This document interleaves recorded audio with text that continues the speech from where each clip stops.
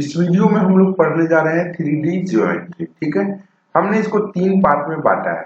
First आपका fundamental concept, उसका straight line space, उसका प्लेन। ठीक है, तो हम इसको 3 वीडियो में पूरा कंप्लीट कर देंगे। ठीक है, पहले आपको कॉन्सेप्ट दे देंगे, उसके बाद हम लोग क्वेश्चन सॉल्व करेंगे। ठीक है, तो इस वीडियो में हम लोग पढ़ने जा रहे हैं फंडामेंटल कॉन्सेप्ट ऑफ 3D। तो चलिए अब इस वीडियो को शुरू करते हैं। देखिए, फंडामेंटल कॉन्सेप्ट ऑफ 3D में आपको बेसिक चीज है ये। ठीक है, यहाँ पर आपका 3-4 टॉपिक हमने लिख रखा है, बहुत इजी है। आप इसको अच्छे से देख ले, आपको सब चीज समझ में आ जाएगा। ठीक है, आपने ऑलरेडी ये पढ़ रखा है वेक्टर्स में। ठीक है, 2 डायमेंशन में सेम आपको उससे रिलेट करना है। फर्स्ट आपका टॉपिक है coordinates of A point in space. ठीक है, उसका सेकेंड है आपका position vector of A point in space. Position vector आपने ऑलरेडी निकाल रखा है वेक्टर में। ठीक है, तो उसका हमारा थर्ड है direction ratio and direction cosine. इसको भी आपने डिस्कस किया है, यहाँ पर क्वेश्चन भी लगाया है आपने वेक्टर में। ठीक है, उसका एंगल बिटवीन 2 लाइन्स। ठीक है, चलिए तो अब हम लोग शुरू करते हैं। फर्स्ट आपका point coordinates of A point in space. ठीक है, 3D की बात करेंगे यहाँ। चलिए, हमारा फर्स्ट टॉपिक जो आ गया coordinates of A point in space. ठीक है, अब स्पेस का बात हो रहा है। इससे पहले हम लोग सिर्फ एक्स डायरेक्शन और वाई डायरेक्शन में एक्स वाई कोऑर्डिनेट्स में ही बात करते थे। ठीक है, 2 डायमेंशन में। अब हम यहाँ पर कैसे इसको ड्रॉ करेंगे, पहले हम लोग कोऑर्डिनेट सिस्टम को यहाँ देख लीजिए, एक्स वाई और ये मेरा जेड। ठीक है, एक्स वाई और जेड। ठीक है, आपका क्या होता है, ये जेड वाला है ना, ये अंदर की तरफ होता है। ठीक है, तो हम यहाँ पर 2 डायमेंशन में दिखा नहीं सकते, इसीलिए हम ऐसे इसको लिखें। ठीक है, चलिए तो हमारा क्या हो गया, तीनों के बीच में एक्स एक्सिस और वाई एक्सिस के बीच में 90 डिग्री। ठीक है, उसी तरह एक्स और जेड के बीच में भी 90 डिग्री और वाई और जेड के बीच में भी क्या होता है, 90 डिग्री। ठीक है, ये आपका जो जेड है ना, ये अंदर की तरफ होता है। ठीक है, जो हमें यहाँ पर इस तरह दिखा है। ठीक है, तो चलिए ये आपका सब क्या हो गया, 90 डिग्री हो गया। ठीक है, तो हमको एक पॉइंट्स यहाँ पर ले लेना है। ठीक है, मान लिया यहाँ 4 पॉइंट्स। हम पढ़ रहे हैं क्या topic, coordinates of point in space. ये मेरा पॉइंट हो गया। देखिए इसको हम कैसे लिख सकते हैं, यहाँ पर कोऑर्डिनेट्स कैसे, जैसे हम नॉर्मल लिखते थे एक्स वाई कोऑर्डिनेट्स में, कैसे पी एक्स कॉमा वाई। ठीक है, यहाँ पर हमारा स्पेस में हो गया तीनों डायरेक्शन में, तो मेरा क्या हो जाएगा, एक्स वाई और जेड हो जाएगा। ठीक है, ये चीज आपको समझ में आ रहा है। ठीक है, ये तो बेसिक चीज है। तब हमको यहाँ पे जानना है, ये जो आपका कोऑर्डिनेट सिस्टम कितने प्लेन में बट गया। आपका एक हो गया एक्स वाई प्लेन, लिख लीजिए एक्स वाई प्लेन। दूसरा हो गया एक्स जेड प्लेन, बेसिक सी बात है, एक्स जेड प्लेन। उसके बाद हो गया मेरा वाई जेड प्लेन। ठीक है, चलिए अब हमको जानना है, जैसे हमको पता था 2 डायमेंशन में, हमको पता था ना एक्स एक्सिस का क्या होता है इक्वेशन, बताइए जल्दी, एक्स वाई। ठीक है, इक्वेशन ऑफ एक्स एक्सिस क्या होता था बताइए, सबको रिलेट करके पढ़े, y इक्वल टू 0 होता है। ठीक है, तो यहाँ पर भी तीनों प्लेन है, तो हम क्या करेंगे, equation of x y plane क्या हो जाएगा, बताइए जल्दी, सोचिए। जैसे एक्स एक्सिस का हम इक्वेशन निकाल देते हैं, आपका y 0 होता था। ठीक है, उसी तरह आपका एक्स वाई प्लेन है, तो यहाँ पर क्या छूट रहा है, एक्स वाई जेड होना चाहिए, तो z इक्वल टू 0 हो जाएगा। ठीक है, ऐसे याद कर लीजिए। चलिए उसी तरह आपको equation of x z plane लिखना होगा, तो क्या लिखिएगा बताइए, एक्स जेड पे आपका हमेशा क्या होगा, y 0 होगा। ठीक है, ठीक है, चलिए उसके बाद हमको लिखना होगा equation of y z plane, तो इसमें क्या छूट रहा है बताइए, x इक्वल टू 0 होगा। ठीक है, ये चीज आप जान गए, ये बेसिक चीज हो गया, यहाँ से हमने रिलेट कर दिया 2 डायमेंशन वाले से। ठीक है, इतना आपको इसमें पढ़ लेना है, बस ये सिंपल सा था। चलिए अब हम लोग नेक्स्ट टॉपिक की तरफ बढ़ते हैं, position vector of A point in space. ठीक है, आपने ऑलरेडी पोजीशन वेक्टर निकाल रखा है, वेक्टर वाला वेक्टर इसमें। ठीक है, तो हम यहाँ पर आपको थोड़ा सा इसको रिवाइज करा देते हैं, जैसे हम लोग निकालते थे 2 डायमेंशन का बात कर लेते हैं, उसके बाद हम लोग फिर स्पेस में जाएंगे। जैसे हम लोग यहाँ पी रहता था, ठीक है, इसको हम लोग ऐसे लिख लेते, इसका कोऑर्डिनेट्स 2 डायमेंशन में एक्स वाई होगा, ठीक है। तो हम ओ पी लिखते थे, क्या बताइए, पोजीशन वेक्टर ऑफ ओपी क्या होगा, लिखते थे हम ये वाला एक्स आई प्लस वाई, जैसे लिखते थे, ठीक है। तो आपका सेम इसी को रिलेट कर दे, ये था मेरा 2D में। अब हमको 3D में मीन्स स्पेस में आपको बात कर लेना है। तो आप क्या कीजिएगा, आपको तीनों कोऑर्डिनेट्स बना देना है,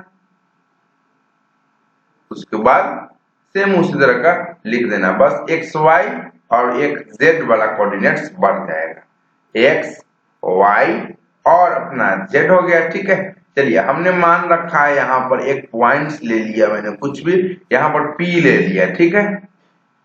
अब देखिए कोऑर्डिनेट्स तो मैंने बता दिया एक्स वाई जेड, स्पेस में है तो आपका एक्स वाई तो होगा, जेड भी आपका यहाँ आ जाएगा, 3D है, ठीक है, तीनों डायमेंशन आ गए, ठीक। उसके बाद इस ओरिजिन से या रेफरेंस पॉइंट से इसको क्या कर देना है, मिला देना है, ठीक है। तो हमारा यही हो जाएगा पोजीशन वेक्टर ऑफ ओपी होगा ना, OP OP position vector of OP, ठीक है। आपका क्या हो जाएगा बताइए, एक्स आई प्लस वाई जे प्लस में जेड के, ठीक है। बात समझ में आ रहा है, चलिए इसको आप ओपी वेक्टर है, ठीक है, यहाँ पर इसको रेडियल आर मानना है, आर मान लीजिए, तो आपका OP vector equal to r vector equal to क्या हो जाएगा, इसको हमने पोजीशन वेक्टर में लिख लिया, ठीक है। चलिए ये बहुत ही सिंपल था, ये बात आपको समझ में आ गया होगा। तो वीडियो को लाइक करते रहिए, चैनल पे नए चैनल को सब्सक्राइब करते रहिए, ठीक है। चलिए हम लोग नेक्स्ट पॉइंट पे बढ़ते हैं। अब मेन जो इम्पोर्टेंट है आपका यही चीज है, इससे आपका फंडामेंटल कंसेप्ट में क्वेश्चन आएगा भी, तो आपका direction ratios and direction cosines है, बहुत ही इंपॉर्टेंट है, इसको आप अच्छे से समझिए, इस पर हम लोग क्वेश्चन भी कर लेंगे, ठीक है। चलिए तो हम लोग पहले यहाँ पर कोऑर्डिनेट सिस्टम बना लेते हैं, उसके बाद हम लोग उस पर बातें करेंगे, direction ratios and direction cosines. बहुत ही सिंपल है, घबराने की जरूरत नहीं है, आपने ऑलरेडी क्वेश्चन इसमें बना रखा है, अब बेसिक चीज जान लीजिए, ठीक है। यहां पर आप देखिए थोड़ा सा, हमने मान लिया फिर से वही पी पॉइंट ले लिया, एक्स वाई और, ठीक है, ये हमने ओपी सॉरी, चलिए यहाँ पे हमने ओपी वेक्टर लिया, ठीक है, सीधा नहीं हो रहा, चलिए कोई नहीं, अब हो जाएगा। चलिए ये मेरा एक्स एक्सिस, ये मेरा y axis, normally z axis, ये मेरा ओरिजिन, ठीक है, ओपी है वेक्टर मेरा, ठीक है, इसको हमने आर वेक्टर माना था पिछले में, ठीक है, देख लीजिए इसमें, ठीक है, इसलिए हमने इसको पहले बता दिया। चलिए अब हमारा जो टर्म आ गया, ठीक है, इसको देखिए, ओपी वेक्टर मेरा मतलब position vector of point P मेरा क्या हो जाएगा, इक्वल टू आर वेक्टर, जो हमने पिछले आपका कंसेप्ट पढ़ा है, एक्स आई प्लस वाई जे प्लस जेड के, ठीक है, हमने पोजीशन वेक्टर लिख लिए। अब आपको यहाँ पर देखिए, अब हमको मेन चीज, ये तो हमने जो पढ़ा है वो लिख लिया है, अब हमको डायरेक्शन कोसाइंस के बारे में पहले जानेंगे, उसके बाद हम लोग डायरेक्शन रेशियो, ठीक है। तो देखिए ये ओपी वेक्टर है, एक्स के साथ मेरा मान लिए अल्फा एंगल बना दिया, ठीक है, वाई के साथ मेरा मान लिए बीटा एंगल बना लिया, और मेरा ये जेड के साथ मेरा गामा एंगल बना दिया, ठीक है।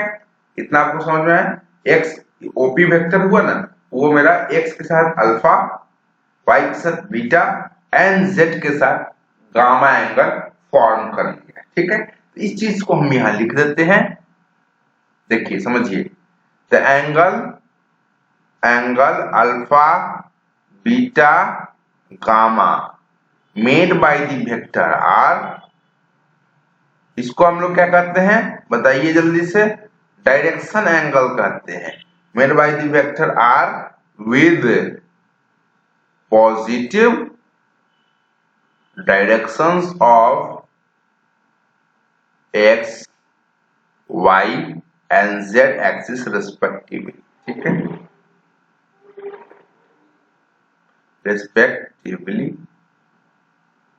are called its direction angle. ठीक है, ये चीज समझ गए आप लोग। अल्फा बीटा गामा को क्या कहते हैं? डायरेक्शन एंगल कहते हैं। ठीक है, एक एक चीज समझिए, हड़बड़ाने की कोई जरूरत नहीं है। चलिए, ये चीज हो गया।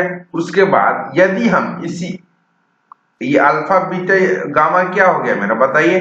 अल्फा बीटा गामा क्या हो गया आपका? डायरेक्शन एंगल हो गया। इसको क्या कहेंगे? डायरेक्शन एंगल कहेंगे। ठीक है, यदि हम इसी अल्फा बीटा गामा का कोसाइंस निकाल देते हैं, ठीक है, कॉस ऑफ अल्फा फाइंड कर लिए, कॉस ऑफ बीटा फाइंड कर लिए, कॉस ऑफ गामा फाइंड कर लिए, इसी सब चीज को क्या कहते हैं हम? बताइए जल्दी से। डायरेक्शन कोसाइंस कहते हैं। क्या कहते हैं हम? डायरेक्शन कोसाइंस कहते हैं। बात समझ में आया? ठीक है, कॉस अल्फा, देखिए अल्फा आर वेक्टर एक्स के साथ बनाया, बीटा वाई और गामा ये जेड के साथ बना लिया। ठीक है, ये अल्फा बीटा गामा क्या कर दिए? डायरेक्शन एंगल्स कर दिए। अब इसी का कॉस हम वैल्यू निकालिए, तो ये मेरा डायरेक्शन कोसाइंस हो गया। सिंपल सी बात। ठीक है, कहीं कहीं होता है direction cosine alpha beta gamma दिया रहता है, तो हम डायरेक्शन कोसाइन सिर्फ आपका cos alpha cos beta cos gamma निकाल लेंगे, आपका डायरेक्शन कोसाइंस निकल गया। ठीक है, इतना बात समझ में आ गया? ठीक है, तो चलिए हम इस चीज को कैसे लिखते हैं ये हम आपको बताते हैं यहाँ। ठीक है, जैसे आपका ऐसे लिखते हैं L equal to cos alpha, ठीक है, M equal to cos beta, उसी तरह मेरा N equal to cos gamma. ठीक है, L M N, इसको L लिख दिए, इसको M इसको N। ठीक है, ये सब मेरा डायरेक्शन कोसाइन है। ठीक है, चलिए इतना बात समझ में आ गया। तो चलिए हम लोग आगे बढ़ते हैं।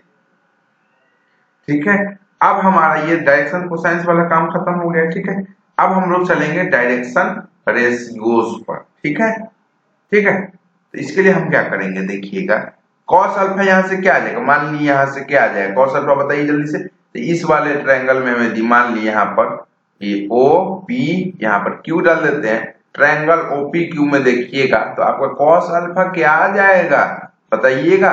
कॉस अल्फा क्या होता है बताइए? परपेंडिकुलर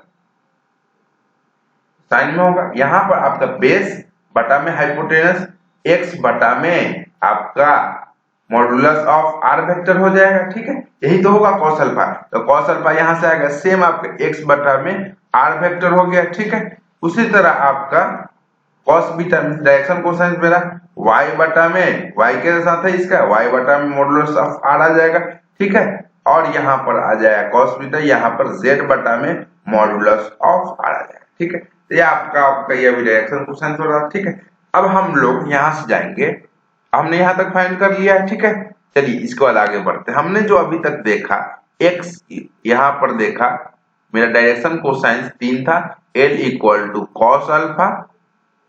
ठीक है, ये मेरा आया था x बटा में मॉडुलस ऑफ r। ठीक है, m आया था मेरा कॉस ऑफ बीटा।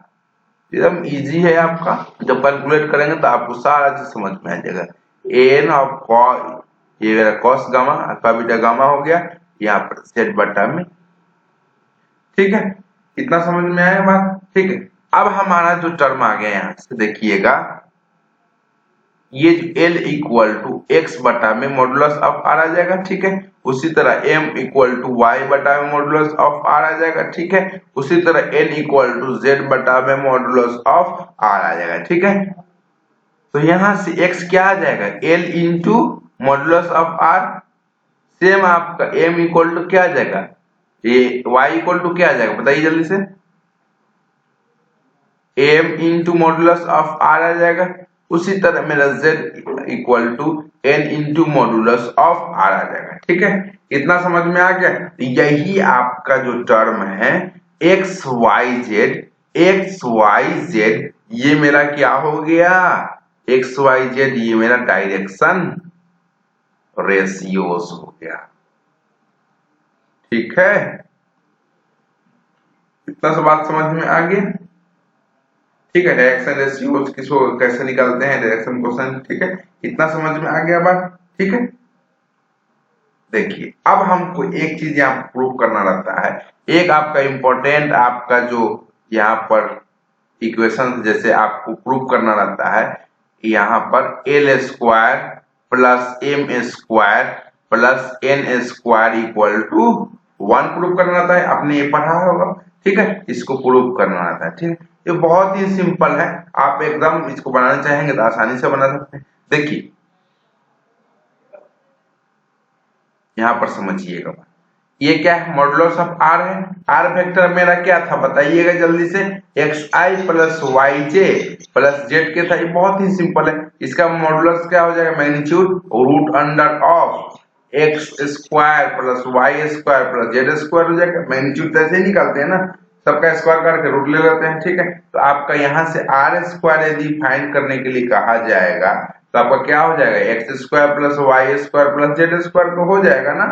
ठीक है, चलिए आपको ये वाला प्रूफ कर लेना है, l square plus m square plus n square, ये वाला आपको प्रूफ करना है। ठीक है, तो हम पहले क्या करते हैं, l square plus m square plus n square equal to लिखते हैं। ठीक है, तो आपका एल स्क्वायर क्या हो जाएगा, एक्स स्क्वायर बटा में modulus of r square, m square means y square बटा में modulus of r square plus में आपका n square means z square बटा में मैग्नीट्यूड ऑफ आर का होल स्क्वायर। ठीक है, ये चीज आपको समझ में आया। ठीक है, ऊपर आपका देखिए डिनोमिनेटर सेम है तो आपका डिनोमिनेटर कॉमन ले लेंगे, ऊपर मेरा क्या आ जाएगा, x square plus Y square plus z square. ठीक है, चलिए आपको अब समझ में आ गया हो क्या करना है यहाँ पर, ये आपका प्रूफ है। ठीक है, इसको आपको बस ये याद रख लेना। ठीक, हम समझा दे रहे हैं कैसे आ रहा है। यहाँ पर इसका मैग्नीट्यूड ऑफ आर का होल हमने ऑलरेडी निकाल रखा है, x square plus Y square plus z square. ठीक है, इसको उड़ा देंगे तो मेरा कितना आ जाएगा, वैल्यू 1 आ गया। देखिए एलएचएस से लेके चले थे, आरएचएस मेरा आ गया, प्रूफ हो गया। ठीक है, तो ये आपको याद कर लेना है, l square plus m square plus n square equal to 1 means l क्या है, मेरा डायरेक्शन कोसाइन से, एम भी डायरेक्शन और एन भी। ठीक है, इसका स्क्वायर करके ऐड करेंगे तो मेरा 1 आना चाहिए हमेशा। ठीक है, इतना बात आपको समझ में आ गया। चलिए अब हम लोग बढ़ेंगे नेक्स्ट आपका। ठीक है, तो यहाँ पर थोड़ा सा इसको हम कंक्लूड करना चाहते हैं। इस पर आपका देखिए कोई भी आपका यदि वेक्टर दिया रहे, ठीक है, मान लीजिए ये आर वेक्टर ही दिया हुआ, एक्स आई प्लस वाई जे प्लस जेड के। ठीक है, इतना समझ में आया। ठीक है, तो हमको कह दिया क्वेश्चन में, इसका आपको find direction ratios and direction cosines. ठीक है, ठीक है, तो आपका डायरेक्शन रेशियो तो सिंपल सा हो जाएगा। डायरेक्शन रेशियो क्या हो जाएगा, यहाँ पे डायरेक्शन रेशियो लिख लीजिए, रेशियो मेरा क्या हो जाएगा बताइए, आई का आगे कोफिशिएंट क्या है, ये आपका एक्स वाई और जेड हो जाएगा। ठीक है, ये आपका डायरेक्शन रेशियोज हो गया। ठीक है, उसी तरह से यदि डायरेक्शन कोसाइंस कहेगा तो आप क्या फाइंड कीजिएगा। ठीक है, डायरेक्शन कोसाइंस कहेगा तो आपको क्या फाइंड करना पड़ेगा, एल क्या होता था बताइए, एक तो मेरा कॉस अल्फा होता था। ठीक है, उसके बाद मेरा एक्स बटा में मैग्नीट्यूड ऑफ आर होता है। ठीक है, तो आपका ये एंगल तो दिया नहीं हुआ तो मतलब इस वाले से निकलेगा नहीं, इससे निकलेगा। ठीक है, मीन्स आपका डायरेक्शन कोसाइंस एल हो जाएगा, एल एम एन तो होगा ही। ठीक है, एल मेरा किसके बराबर होगा, एक्स बटा में मैग्नीट्यूड ऑफ आर। ठीक है, मीन्स आपका एक्स बटा में कोई भी वेक्टर दिया रहेगा उसका मैग्नीट्यूड निकाल लेंगे, बटा में x square plus Y square plus में जेड स्क्वायर। ठीक है, हम कंक्लूड कर रहे हैं यहाँ पे। उसी तरह एम मेरा हो जाएगा वाई बटा में मैग्नीट्यूड ऑफ आर। ठीक है, तो वाई बटा में ये लिख लेंगे। ठीक है, जेड बटा में मैग्नीट्यूड ऑफ आर। ठीक है, आप उतना नहीं समझ में आया तो यहाँ से आप आसानी से समझ सकते हैं, डायरेक्ट आपका हो जाएगा। ठीक है, काम यहाँ पे आपका हो जाएगा। चलिए इतना आपने समझ रखा, अब हम लोग आगे बढ़ेंगे। ठीक है, अब हम लोग देखेंगे यहाँ पर इसी में डायरेक्शन कोसाइंस के अंदर ही, डायरेक्शन रेशियो डायरेक्शन कोसाइंस के अंदर ही देखिए, यहाँ पर डालिए points, direction cosine of A line, direction cosines of a line passing line passing through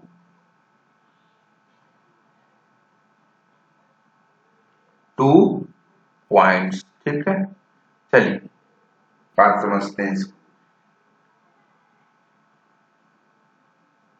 यहां पर हमने इसको बना दिया कोऑर्डिनेट सिस्टम एक्स वाई और मेरा हो गया। ठीक है, दो पॉइंट्स बना दिया हमने यहां पर P और Q। ठीक है, चलिए इसको मिला भी दिया। ठीक है, तो P का कोऑर्डिनेट्स मान लेते x1 y1 z1। ठीक है, x1 y1 z1 हो गया। उसी तरह Q का मेरा x2 y2 मेरा z2 हो गया। ठीक है, तो PQ पे अब हमको क्या करना है, इसका क्या करना है, डायरेक्शन कोसाइंस निकालना है। ठीक है, तो पहले हम क्या करते हैं, PQ वेक्टर निकाल लेते हैं। तो आपका PQ वेक्टर क्या हो जाएगा बताइए जल्दी से। आपका कैसे इसका पोजीशन वेक्टर निकालेंगे बताइए, पोजीशन वेक्टर ऑफ PQ कैसे निकालेंगे, x2 माइनस x1 ऐसे निकालते हैं हम लोग, वेक्टर में पढ़ रखा ऑलरेडी। y2 माइनस जैसे से लिखते हैं हम लोग position vector of Q minus position vector of P। समझ लीजिए, आप पहले लिख लेने से पहले देखिए, position vector of Q minus position vector of P। ठीक है, उल्टा लिखते हैं, Q माइनस P लिखते हैं। ठीक है, तो यहां पर आपका Q का क्या हो जाएगा बताइए, आपका हो जाएगा x2i plus y2j plus z2k। ठीक है, उसी तरह से आपका P का क्या हो जाएगा, इसको हम ओ से नहीं मिलाए हैं, इसे हम बता रहे हैं, आपको समझ में आ रहा होगा। ठीक है, ऑलरेडी आपने पढ़ रखा है, इसलिए हम ज्यादा डिटेल में इसको नहीं करना है। ठीक है, चलिए तो हम लोग क्या होगा, x2 माइनस x1 हो जाएगा। चलो कोऑर्डिनेट्स को हटा देना, y2 minus y1 j plus आपका z2 माइनस z1। ठीक है, यहां तक तो आपको समझ में आ गया। ठीक है, अब इसका क्या फाइंड कर, ये तो आपका क्या हो जाएगा, डायरेक्शन रेशियोज हो जाएंगे। आपका ये डायरेक्शन रेशियो हो जाएगा कि नहीं। ठीक है, ये मेरा PQ वेक्टर हो गया। तो आपका डायरेक्शन रेशियो यहां से क्या आ गया, x2 माइनस x1 का x2 एक माइनस x1 हो गया, y2 माइनस y1 हो गया और z2 माइनस z1। ठीक है, तो सेम आपका उसी तरह से आपका यदि डायरेक्शन कोसाइन फाइंड कीजिएगा, डायरेक्शन कोसाइन फाइंड कीजिएगा तो आपका क्या हो जाएगा बताइए। आपका क्या होता था, यदि L इक्वल टू क्या होता है, x बटा में आपका मॉडुलस ऑफ r होता था। ठीक है, तो आपका x क्या, ये पूरा टर्म है, L आपका क्या हो जाएगा, यहाँ से x2 माइनस x1 बटा में पूरा इसका वेक्टर निकालिएगा, इसका मैग्नीट्यूड निकालिएगा, तो मेरा क्या आ जाएगा बताइए, x2 माइनस x1 जो न्यूमेरिकल रहेगा ना ये, तो आसानी से हो जाएगा, प्लस में y2 माइनस y1 का होल स्क्वायर प्लस में z2 माइनस z1 का होल। ठीक है, जब वैल्यू रहेगा तो ये सिंप्लीफाइड हो जाएगा। ठीक है, सेम उसी तरह आपका m भी आ जाएगा, यहाँ पर सिर्फ y2 माइनस y1 आ जाएगा। ठीक है, उसी तरह से आपका n भी आ जाएगा। ठीक है, क्या आप खुद से कर सकते हैं, m के जगह पर सिर्फ यहाँ पर y2 माइनस y1 हो जाएगा। ठीक है, उसी तरह से n में z2 माइनस z1। ठीक है, ये तो मैग्नीट्यूड ऑफ r सब में आता है। ठीक है, चलिए ये चीज आपको समझ में आ गया। अब हम लोग कुछ क्वेश्चंस करते हैं। अब हम लोग थोड़ा सा क्वेश्चन करते हैं, आप लोग लिखिए पहले क्वेश्चंस, यहाँ पर दिखाते हैं आपको, क्वेश्चन लिखिए, बहुत ही सिंपल है। इफ अ लाइन मेक्स, बहुत ही सिंपल क्वेश्चन आता है, makes 90 degree 135 degree and 45 degree with the x y z axis. ठीक है, रेस्पेक्टिवली, ये बात समझ में आ गई। फाइंड इट्स डायरेक्शन कोसाइन,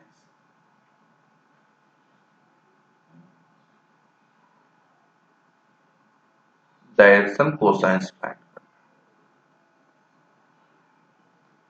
चलिए सॉल्यूशन कैसे करेंगे बताइए। आपको डायरेक्शन कोसाइन का एल एम एन होता है। ठीक है, एल मेरा क्या होता था बताइए जल्दी से, एल एम एन होता था। ठीक है, एल मेरा क्या होता था, एक तो होता था l equal to cos alpha. ठीक है, एक्स एक्सिस के साथ जो एंगल बना है उसका कॉस अल्फा, या आपका यदि वेक्टर दिया हुआ तो एक्स बटा में मैग्नीट्यूड ऑफ उसी का वेक्टर।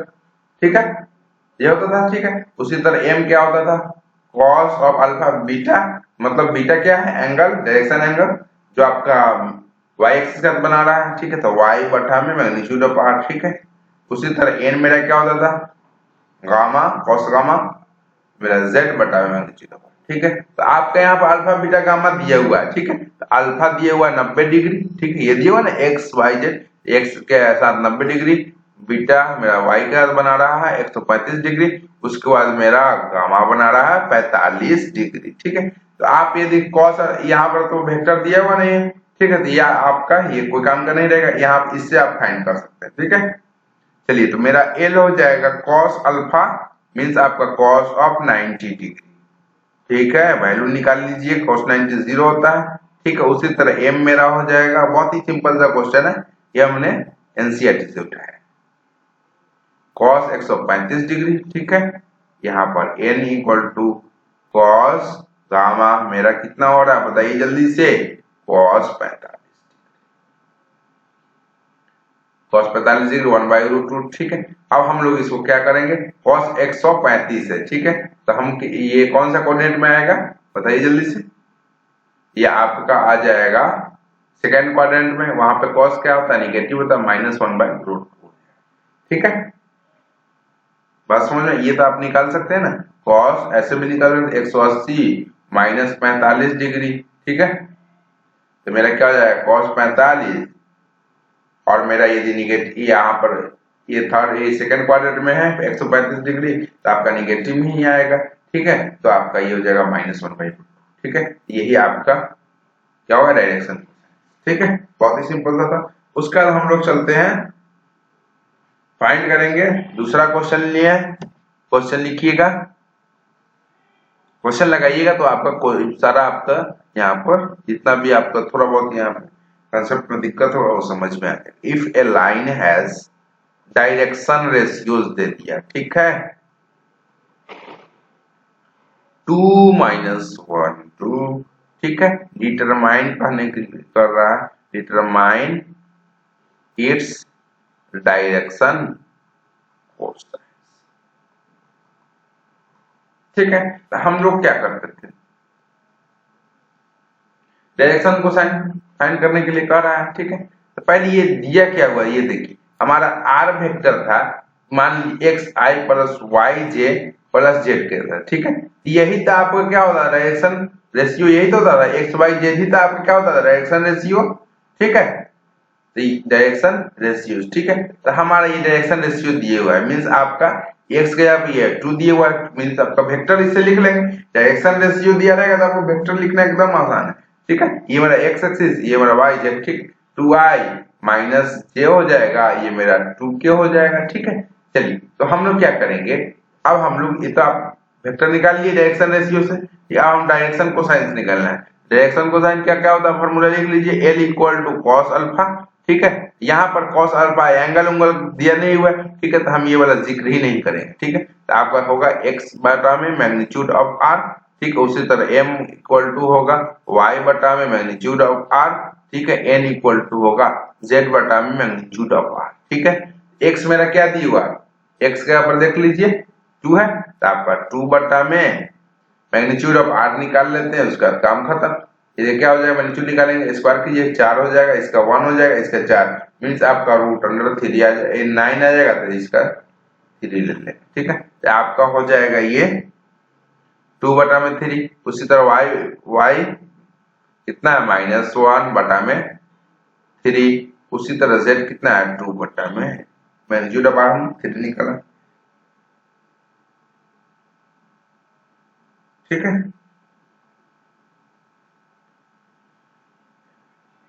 z था ना, सही है। चलिए, हम लोग अब आगे बढ़ेंगे, ये सब चीज हो गया आपका, ये बेसिक चीज। अब हम एंगल बिटवीन टू लाइंस, ये तो हमने क्वेश्चन भी कर लिया डायरेक्शन रेशियो, डायरेक्शन कोसाइन पे, इसी से ज्यादा क्वेश्चन आता है बोर्ड में, ठीक है। चलिए, हम लोग अब पढ़ेंगे एंगल बिटवीन, टॉपिक डालिए एंगल बिटवीन टू लाइंस, ठीक है। When direct फर्स्ट यहाँ पर डाल लीजिए डायरेक्शन रेशियोज आर गिवन, ठीक है। डायरेक्शन रेशियो दिया रहेगा तो आप एंगल कैसे निकालिएगा, डायरेक्शन रेशियो आर गिवन, ठीक है।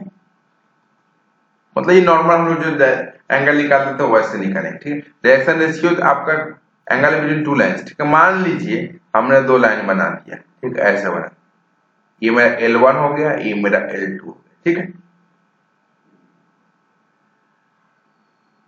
ठीक है।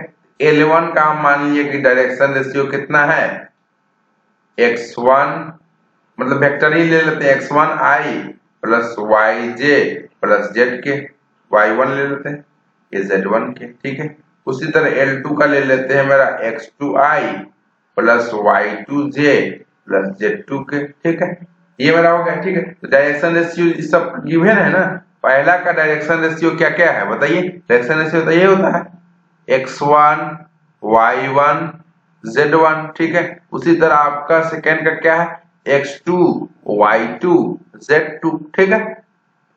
अब इसका एंगल निकालना है, कैसे निकालिएगा बताइए। तो आप सिंपल सा वही फार्मूला जो लगाते थे हम लोग, डॉट प्रोडक्ट वाला, ठीक है। cos थीटा इक्वल टू क्या हो जाएगा बताइए जल्दी से, L1 into L1 vector into L2 का डॉट बटा में मैग्नीट्यूड ऑफ L1, बट ये सिंपल सा हम लोग वेक्टर जो बनाते थे उसी तरह बनाते हैं, ठीक है। L1 डॉट L2 करेंगे तो मेरा क्या आ जाएगा, x1 इंटू x2 प्लस में y1 इंटू y2 प्लस में z1 इंटू z2, ठीक है, बटा में L1 का मैग्नीट्यूड निकालेंगे तो मेरा हो जाएगा x1 square y1 square z1 square, उसके बाद मेरा L2 का निकालेंगे तो x2 square y2 square plus z2 square, ठीक है। ये मेरा हो गया, ठीक है, cos थीटा।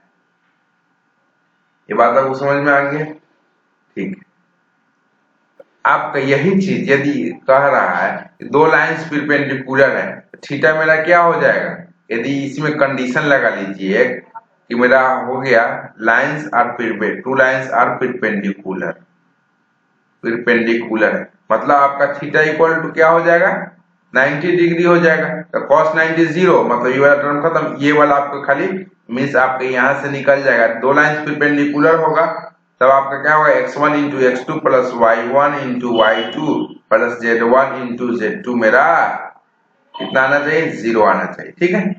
ये बात आपको समझ में आ गया। तो हमने डिस्कस कर लिया angle between two lines when direction ratios are given, ठीक है, ये हमने डिस्कस कर लिया। अब हम लोग चलेंगे इसी का सेकेंड आपका सब टॉपिक पे, when direction cosines are given, ठीक है। डायरेक्शन रेशियो दिया था नॉर्मल हमने बना लिया, डायरेक्शन कोसाइंस दिया रहेगा तो वहां पे हम कौन सा फार्मूला लगाएंगे, ठीक है। चलिए लिखिए इसको, इसका सब टॉपिक एंगल बिटवीन, हमने सारा डिस्कस कर रहे हैं एक एक topic, angle between two lines,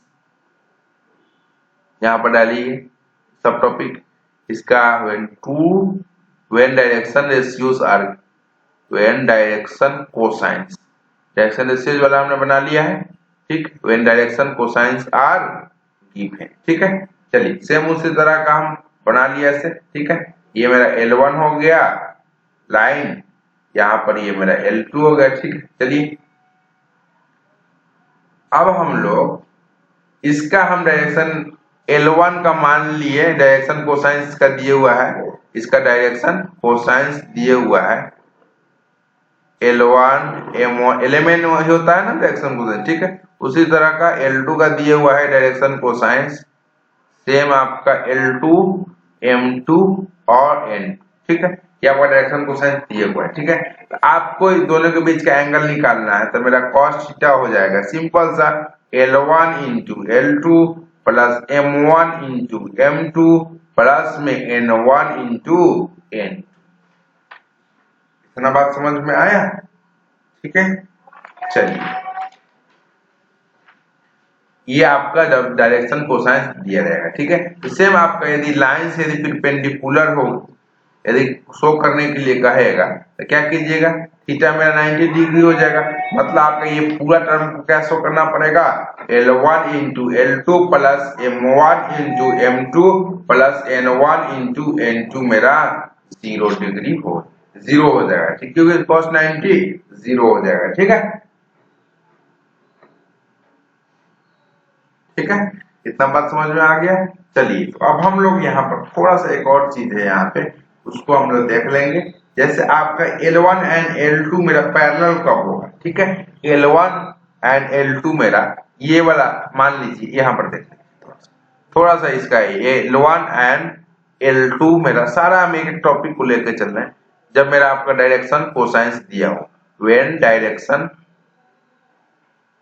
cosines दिया, कैसे आप इसको पता कीजिएगा, ठीक है।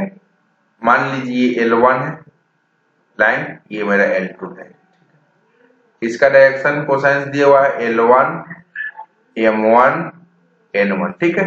यदि डायरेक्शन रेशियो दिया हुआ तो उससे आप डायरेक्शन कोसाइन निकाल लीजिएगा, ठीक है। L2 M2 N2, ठीक है। अब इसको पैरेलल शो करने के लिए आपको क्या कंडीशन है, ठीक है। आपका यही कंडीशन है कि आपका ये डायरेक्शन रेशियो डायरेक्शन कोसाइन इसको L1 बटा में L2 कीजिएगा, ठीक है। आपका M1 बटा में M2 कीजिएगा, यहाँ पर फाइंड कर लीजिएगा। N1 बटा में N2 फाइंड कीजिएगा, ठीक है। आपका ये सब वैल्यू ना, जितना तीनों केस हम L1 बटा में L2 किए, इसका डायरेक्शन रेशियो L1 वाला इसके L2 से डिवाइड करेंगे, ठीक है। आपका यहाँ पर कोई वैल्यू आएगा, ठीक है। मान लीजिए K आया, ठीक है। इसमें भी वही वैल्यू K ही आएगा, इसमें भी K ही आएगा, तभी आपका L1 L2 पैरेलल होगा, ठीक है। मींस आपका यहाँ से कंडीशन क्या हो गया, L1 बटा में L2 इक्वल टू M1 बटा में M2 इक्वल टू N1 बटा में N2, ठीक है। इक्वल टू क्या लिख लीजिए, मतलब आपका सब बराबर होगा, यही आपका पैरेलल का होगा, ठीक है। ठीक है, परपेंडिकुलर कब होगा देख लीजिए, जब डायरेक्शन क्वेश्चन दिया रहा है तो आपका L1 into L2 plus M1 into M2 N1 plus N1 into N2 equal to 0, ठीक है। चलिए ये बस आपका हो गया सब चीज। तो हमने सारा एक एक पॉइंट डिस्कस कर दिया, आप इसका नोट्स लिख लें, उसके बाद क्वेश्चंस लगाएं, ठीक है। आसानी से आपका बन जाएगा सारा क्वेश्चन। चलिए आप इस वीडियो को यहीं पे खत्म करते हैं। यदि वीडियो अच्छी लगी तो लाइक करें, शेयर करें, चैनल को सब्सक्राइब करना ना भूलें। Thank you for watching, see you in the next.